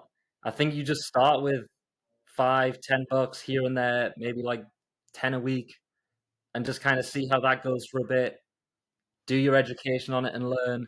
But if you've got 20 grand of student loans or something like that that you should maybe be paying versus pumping 20 grand straight into Bitcoin as a beginner, I really don't know about that. And again, I'm not trying to give financial advice or anything, but with it, I just feel like starting slow is just kind of the easiest way to ease into it. Um, one thing I kind of is that's commonly said is like, oh, this is what I was going to say before. Like Bitcoin is like an ego test more than it is like an intelligence test. For like when you kind of dive into it, you kind of got to like put your ego aside and kind of understand that like I don't know anything about this asset. I don't know anything about how it works. I don't know how the monetary policy works, the network works, anything. So that's why I just think start slow. Just put like 5, $10 a week, whatever. Just kind of let that grow a little bit, and then as time goes on, you'll see the performance of it versus like if you were to go S&P 500 or Nasdaq, something like that, like a more traditional thing. But again, just start small and just learn about it. I don't. You don't have to jump in with a huge lump sum straight away. Just slowly build your way up. So it sounds like for the normal person, they should probably first save some money for themselves so they can like live life without with a certain degree of certainty of what's going to happen, so they can, if an unexpected expense comes up, Yeah, they have enough financial strength, resilience to cover that and keep living life. It also sounds like you still have to plan your financial life with the quote unquote the traditional vehicles. Um, but if you're a young person, it's worth learning about this new money that has appeared, and you start investing smaller portions or something like that. It's rational to what you're making, to your living situation, to your expenses. So you understand like first how Bitcoin works, and then throughout time you can opt for the decision if Bitcoin makes sense to you to increase those amounts. Um, but like you said, sometimes I think these are like rule of thumbs or obvious things, but sometimes you need to verbalize the obvious. But if you have debt, credit card debt, student loans with high yeah, interest, yeah. That's maybe don't even consider Bitcoin. Go and tackle those things, and when you are financially stable, then we can talk about investing or cryptocurrency stuff. yeah. Oh, so that's great that that's great that you brought that up because like having like an emergency fund is really important. Like not being like drowning in debt is obviously very important. Like one thing that's kind of a misconception is people kind of think cryptocurrency and like especially Bitcoin is like a get rich quick scheme. It's not. It's like a get rich really slow scheme. Um, so that's definitely you can't just put money in it and expect that you're gonna suddenly get super rich, be able to pay off all your debts, be able to whatever, whatever. It's a slow game, 100%. And like it is a slow game, but I think there's a stat. I'm pretty sure it's still the same that if you hold Bitcoin for over 4 years, there's not a single person that's ever lost money that's held it for more than 4 years. So like that's kind of yeah, it's a slow game. It's a really slow game. Although it's one of the best performing assets, like since its existence, it's still, especially as it's like maturing now, it's definitely a get rich slow method. Like there's, yeah, you need to make sure you have all your bases covered, like you were talking about, like have an emergency fund for if something messes up at home. Like, yeah, if you're drowning in credit card debt or something like that, that's definitely more important at the time. Um, but if you are in a situation where like you either have no debt or low debt where it's like really manageable. Like I think it's definitely worth putting it in. And I know for some people, like I don't really see it as a risk as much anymore now that I've kind of put like more than 1,000 hours of like knowledge towards it. But I understand that people who have no idea what Bitcoin is will see it as incredibly risky, especially when you see the price chart of it over the years. Like it's obviously up and down, up and down. But like I just said, if you hold it for more than 4 years, no one has ever lost money. Um, so yeah, definitely make sure that your bases are covered. But yeah, Perfect. So actually, before we go into, I will ask you to explain me a little bit how gold works, and because I see Bitcoin as an alternative to saving. So I understand it's not an investment, but right now, if I save in US dollars, inflation is getting slightly higher. I go to the grocery store, prices are a little bit higher. Therefore, I am looking in ways to preserve the value of my money. I might not want to put everything in the stock market because the stock market, my understanding is, that you're investing that money, you are accepting a degree of risk that I put the money there and might not be there in the future. Although it's fairly safe to assume that long term, if you invest in an index funds, then it will be there. It will grow at a certain rate, and that's sort of like secure enough. But you are still investing that money. It's not the same as saving that money that I know I can put it aside, and then I can go there and it will be there with the same value, doesn't matter what happened. Mhm. It seems to me that Bitcoin might potentially have kind of that role of savings. Although ignoring the fact that right now it's super volatile, but if it were to be a sound money, like we are kind of like preaching it is, then that will be the equivalent role. Mhm. That it will help me transport that value into the future. Right now, the alternative will be gold. Yeah. Explain me, what do people mean when they say buy gold? So I guess there's a few ways you can. Well, there's a few ways you can do it. You can either kind of buy the physical gold that you can touch, feel, store yourself, or you can kind of go like the gold miner like stocks or like the gold ETF, um, kind of like the paper gold route. Um, Again, kind of when we're talking about like Bitcoin, you fully owning it. I kind of feel like if you're going to invest in gold, anyway, me personally, I would rather actually own the physical gold rather than like an ETF, because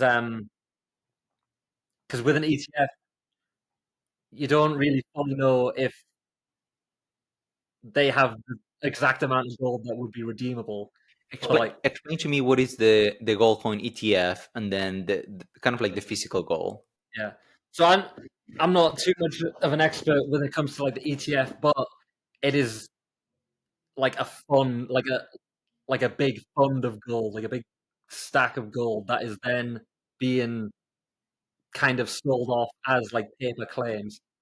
Kind of similar to like, from my understanding, kind of similar to what like money kind of used to be, what we were explaining before, like a paper claim to like a stack of gold. Um, But again, I don't know if those paper are fully redeemable for the exact amount of gold. What if everyone in the ETF wanted to redeem their paper at one time? Would there be some type of like bank run equivalent, something like that? Um, I don't know. But again, that's why I would probably rather just buy the physical thing. And when it comes to like buying it, um, especially in the US, you see them everywhere. Like you see like pawn shops, you see like those buy gold, silver stores like everywhere.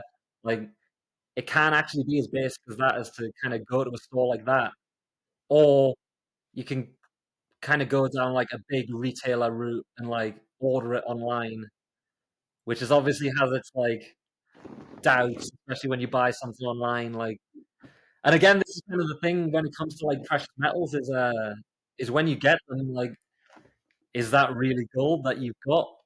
Like, who really?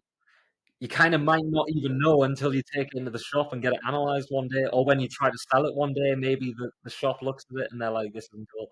Like for for like average person, if you were to buy gold and look at it, you think, "Oh, that's pretty," but you might not fully even know if it's gold.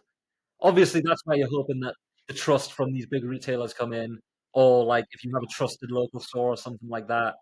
Um, I know that the retailers, like, they do their due diligence. They do things like they video camera the package like the whole time that it's in like service, stuff like that.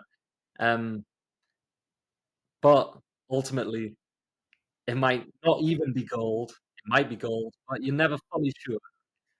Whereas Bitcoin, you can't manipulate it in a way that, like, if I send you Bitcoin, you know it's Bitcoin, because otherwise it won't send on the blockchain. I can't send you Bitcoin and then suddenly it ends up Ethereum in your wallet. So that's something you gotta kind of gotta consider when it comes to gold. Can you just kind of like walk me through the experience of buying physical gold? How do you do it? And you mentioned it buying it online. So if I don't go to like a pawn shop, how does the process of buying it online works? Nothing like too detailed, just like walk me, because that the fact that you told me that you can buy gold online blew my mind. Well, that's the thing. It's actually really simple. It's just like buying something off Amazon, except it's a little bit more secure. They take a little bit more care of the package and everything. Like I said, they keep an eye on it as it's going through distribution centers and stuff. But it can be as simple as buying something off Amazon. So I go in an app. Like, what is the name of the app? Yeah, I mean, there's ones like JM Bullion, a few others, can't remember off the top of my head, but 100%. There's websites and apps that you can go on. There's obviously all sorts of different gold coins, silver coins, platinum, whatever, copper. Um, that's where you kind of get into a bit more complicated stuff. Which coins are more valuable than others? Um, but if you just kind of want to buy the most like basic gold coin just to have the gold more than to have a fancy coin, I mean, yeah, you can do that. You can learn about the more fancier coins that are worth a little bit more, but it is as simple as the kind of online shopping is these days. Except with a tiny bit more security, you might have to sign a few more things here and there, but the process for it's really simple. That's crazy, and it actually works like a almost like an Amazon Marketplace, but just for like coins or I guess like bars. Mhm. Where you go, you scroll, you have all the different coins that they offer with different sort of designs, different years, and then they ship it straight to your house. Yeah, yeah, it's And crazy. also, I think I read that you have to store them. They have like these like plastic cases where you Yeah, store the coins so they don't get damaged. yeah, of course, you gotta worry about all that kind of stuff, You yeah. have to put them in a safe place. So again, you're not supposed to carry them around with you because you have to take care of them. So in the future, you can go to a shop and then they will accept it for the value that it's supposed to be. Um, because when you try to sell them, they will like look at the coin, the quality, evaluate, and then they will offer you a price for it. So it's a lot of complexity that also comes with it. It's not Yeah, as easy as go and buy gold, yeah, but I do think it's very interesting. First, the fact that it is an option. You can go on and buy physical gold. J- Also, I do think it helps to understand how money works. That okay, I go and buy physical gold. I can go and put my money, US dollars on a savings. I can go and buy Bitcoin. So understanding how the three of them works, I think makes that holistic understanding of how money works as your personal savings. Um, I think that that matters. yeah. And and again, if you don't wanna store physical gold yourself, that's why the gold ETF exists and kind of stuff like that. That's your way of kinda getting the exposure without having to worry about all the other BS that kinda comes with it. Which is it's a fair point for the average person. I think it is a very valid alternative to buy a gold ETF in moments of perhaps inflation or that you might be expecting inflation. I, again, I think this is the third time that I'm going to mention the book, The Changing World Order. But Ray Dalio basically explains that historically, during time of turmoil, so where countries and nations or powers go through times of conflict, times of war, times of uncertainty, gold seems to be the most reliable vehicle to help you transport the value of your money into the future or to maintain it, to preserve it, than other alternatives. So that's why I'm kind of like big fan of understanding a gold ETF, physical gold, in this case, Bitcoin that is supposed to kind of like have that role as well, Mhm. instead of just the enormous US dollar. Yeah, Even though as a normal person, that might be uh, the US dollar might be your what you hold the most, and perhaps for our daily life, maybe it's the only option. I do not know. mhm, Uh, but at least the understanding of the rest, I think, matters. yeah. And, I mean, gold's still gonna be I my opinion is that we're kinda getting to a point in the world where reverting back to having some sort of reserve currency that isn't the dollar, like a neutral reserve currency. And I do think that when you look at countries like China, they are buying a lot of gold at the minute. India, Russia, all the BRICS nations buying a lot of gold at the minute, not buying US treasuries, which is the current world reserve asset. Um, ever since the Russia war, the Ukraine war, well, I think it was going on before that, but that was a part that was something for me that really clicked where with the sanctions on Russia, if you're in that dollar system as a nation, the US own you. They can sanction you, they can freeze your bank accounts, they can freeze all your assets, etc., etc. And that was like that was the first time in like my life as an adult where I kind of realized like, oh, it's probably best to have some sort of neutral asset as opposed to a dollar-based asset. And ever since then, you've just seen I mean, you see the price of gold has risen over like 1,500 in the past couple of years since the war started. Again, Russia, India, China buying a lot of gold, not buying US debt, and the US are struggling to sell their debt at the moment.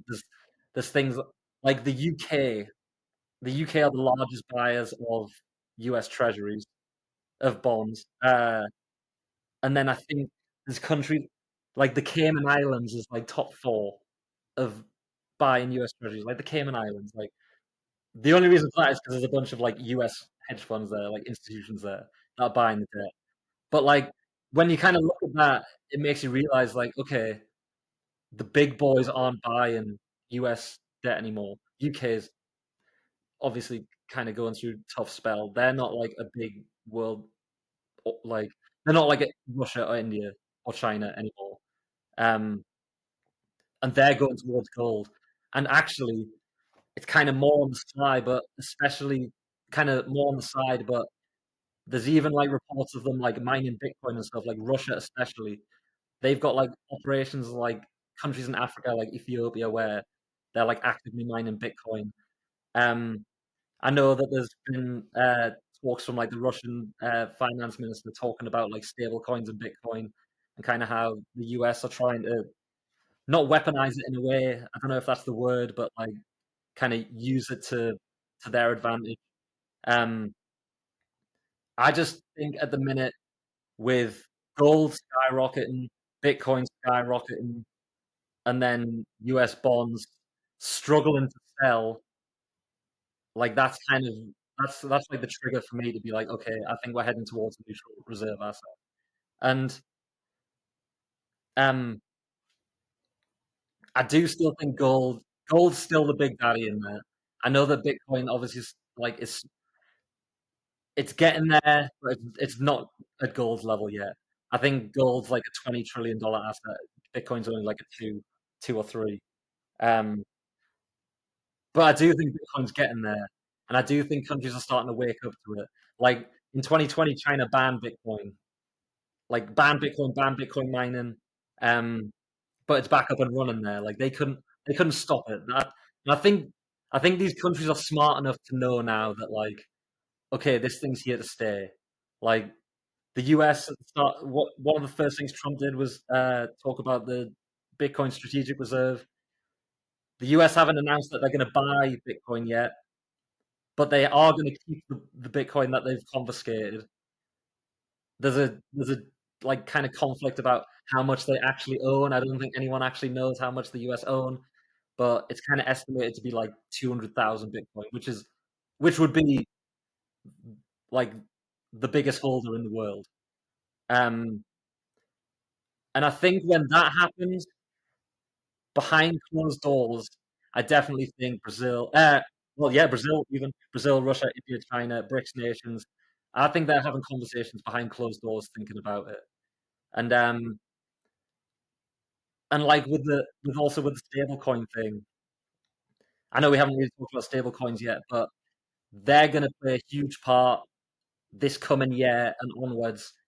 They've just announced the whole Genius Act thing earlier in the year, and I think that's because stablecoins. I'll kind of quickly explain it. Like a stablecoin is you put $1 into the stablecoin, you get $1 worth of like crypto back, and it's pegged to the dollar. Can't go higher or lower than the dollar. Um, so it's like a one for one dollar for USDT, like Tether. Um, but what companies like Tether and Circle, these stablecoin companies, are doing is they're now becoming one of the biggest buyers of the US debt. So with the US like worrying about who they're going to sell their bonds to because China's not buying, Russia's not buying, India, all those, they need people to sell these bonds to, and stable coins are starting to become like a big part of that. Like if we if the US really embrace stable coins, not only will they find a buyer for a lot of their US debt that they're struggling to sell, but they're also like increasing dollar dominance around the world because people in South America, people in Africa, people in Asia will now have access with their crypto wallets to Tether, to USDT, to stable coins. Like they will be able to transact in dollars in Argentina, for example. You'll be able to transact with USDT. And like so on one hand it does increase like the dollar dominance around the world, more people using dollars or like stablecoin dollars. But on the other hand, it's kind of admitting that these other nations don't want our debt anymore, so we have to pump up these stable coins.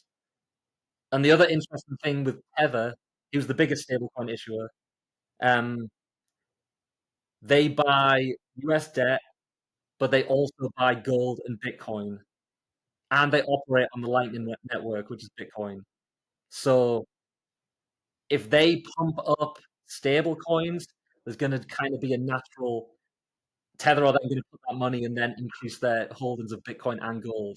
So like that's also going to kind of see a rally of it.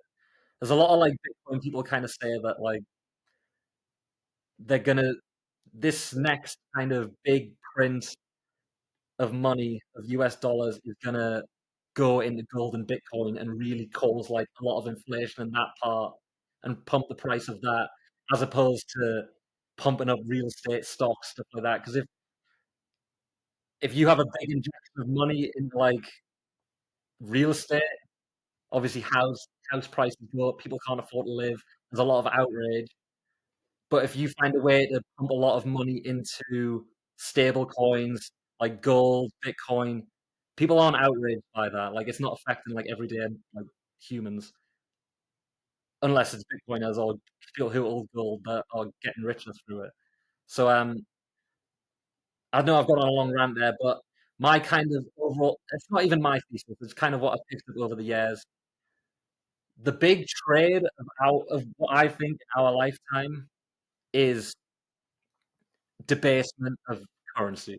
So I don't look at like I don't invest in stocks, and I don't look at like earnings and price to earnings ratio and stuff like that, and kind of all the stuff that like intelligent investors do. I've just kind of got this one idea that they're going to debase the money.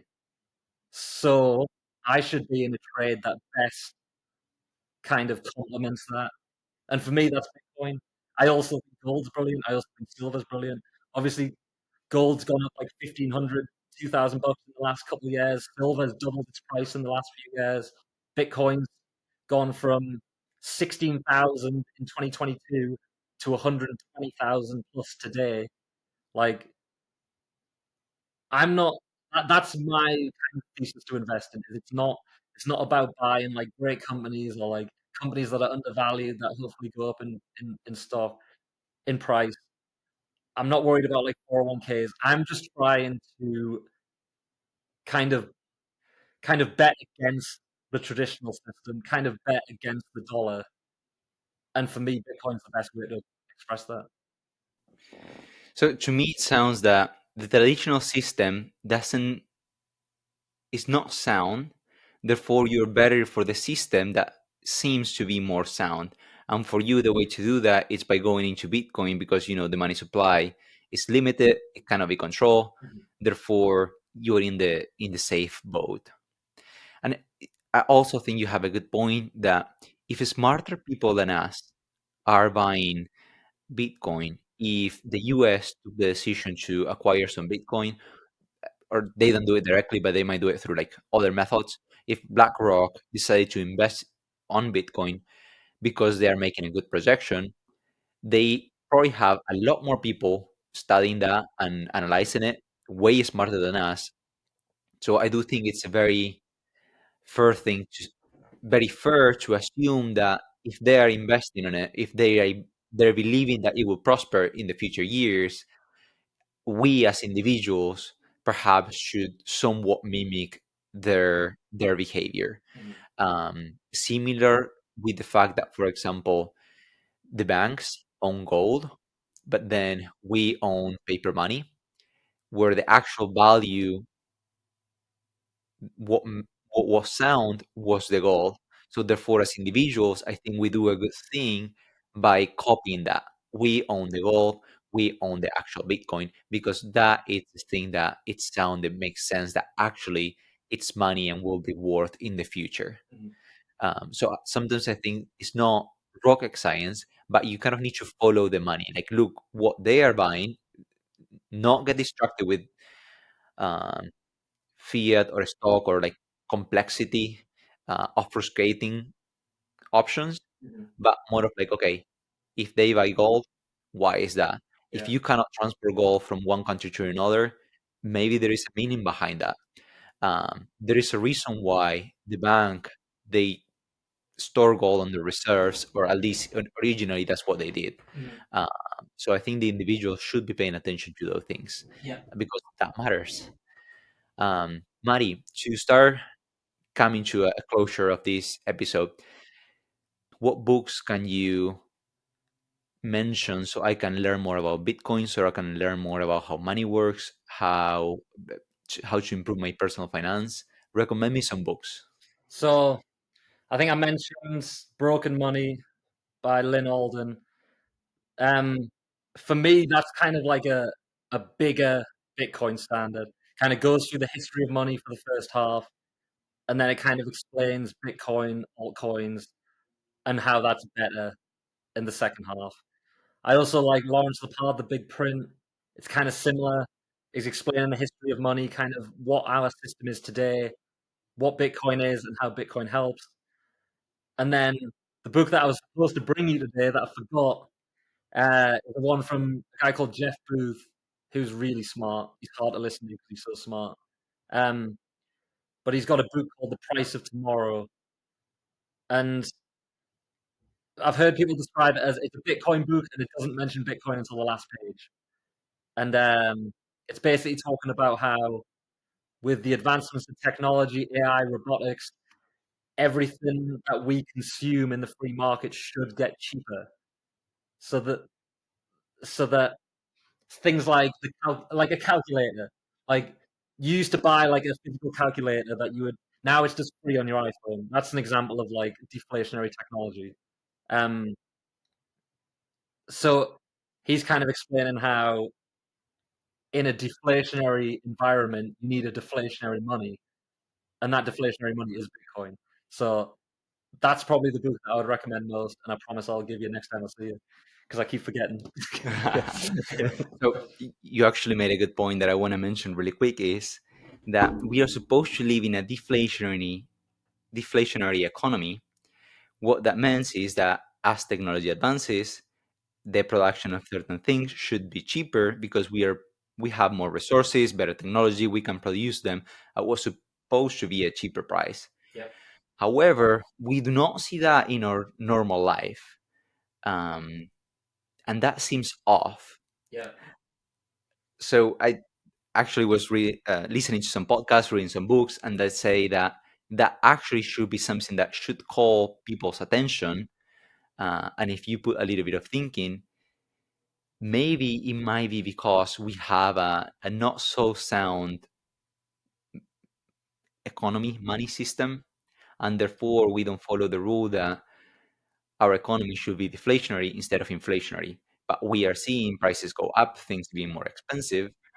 Um, but that doesn't become obvious until you start learning what money is, how money works, reading some of these books, consuming some of those contents. And a reason that like the book kind of The Price of Tomorrow explains this, but the reason that that can't happen without something drastic happening is in in a debt-based economy that we have today, things have to be inflationary.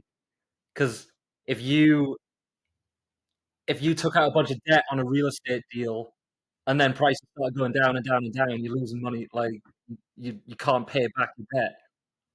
So we live in this like debt-based inflationary society when really, if we wanted to thrive,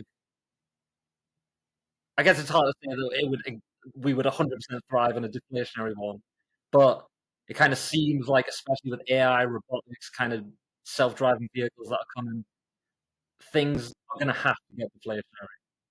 Like AI is going to take jobs, robots are going to take jobs. What are people going to do? Like, if humans can't earn money because we haven't got jobs, then something else needs to happen where everything gets deflationary to the point where it's almost free, so that when we don't have jobs or we don't have, I don't know what this looks like. Obviously, it's crazy to talk about, but we're going to get to a point where jobs are still scarce. Like, and we need to live in an environment where we can still get all of the goods and services that we need without working and without earning an income like that, like we do today. I don't know. It's definitely a weird. That's a whole topic for like a Yeah, new yeah. podcast. So you're Yeah, opening a can of worms that it's too big. yeah. But Mari, to close, can you give me just a last message that I should take home with me, either from the things that we talk, or some advice for like the average person listening to this episode? What is worth for me keeping? What is worth for me remembering? I would I would seriously just dive into the first question that you asked me in what is money. That is what that's what I feel like the average person needs to like look at fully and research and kind of get like humbled. Like I kind of said before with Bitcoin being an ego test. It's an ego test because it makes you look back at what money really is and kind of realize that what you thought it was growing up, it's kind of not. So that would be kind of be my advice. Like look into that question of what is money. Perfect. I think that's fantastic advice. So if you listen to today's podcast, I hope after the episode you go and buy one of these books. You research what money is and kind of like look at it as an engineer. Go and start looking for the factuals of how it works and ignore a little bit how you think it should work or what you have been told. But do your own digging, your own thinking, because I think that matters. And beyond that, I hope you find this episode helpful. I hope it helped you think of ideas differently. I hope that it helped you expand your thinking on these topics. So thank you for listening.